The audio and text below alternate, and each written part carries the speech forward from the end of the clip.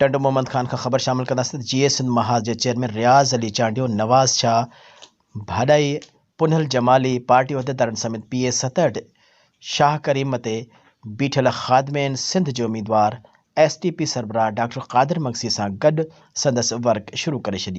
रियाज़ अली चांडियो ऐं डॉक्टर क़ादिर मगसीअ जे अॻुवाणी में अॼु सॼो ॾींहुं PA 67 जे मुख़्तलिफ़ ॻोठनि जो दौरो करे राजन बिरादरियुनि खे वोट ॾियण जी अपील कई वई।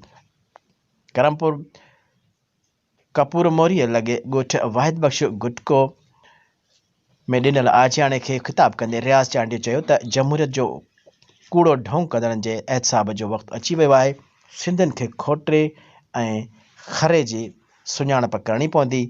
खोटे ऐं खरे जी सुञाणप करणी पवंदी। डॉक्टर क़ादिर मगसी समेत समूरनि सिंध दोस्तनि धुरियूं असेंबलीअ में ईंदियूं त सिंध जे हक़नि जी हिफ़ाज़त थींदी। PP सिंध खे बर्बाद करे छॾियो आहे। धारियनि जी मुसीबत ॻीचे में विधी वई आहे। दरियाउ खसिजी वियो। वसीला बेदर्दी सां लुटिजनि पिया। बुख जो राकाज़ घुमी रहियो आहे। सिंध हिकु नाज़ुक घड़ीअ में मुतहद थियण वोट खां वठी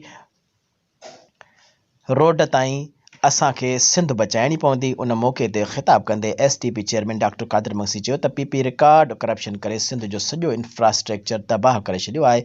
वोट जी पर्चीअ खे खीसे में ख़सीस शइ न सम्झो, उहा तव्हांजे मुक़दर तब्दील करण जी ज़मानत आहे।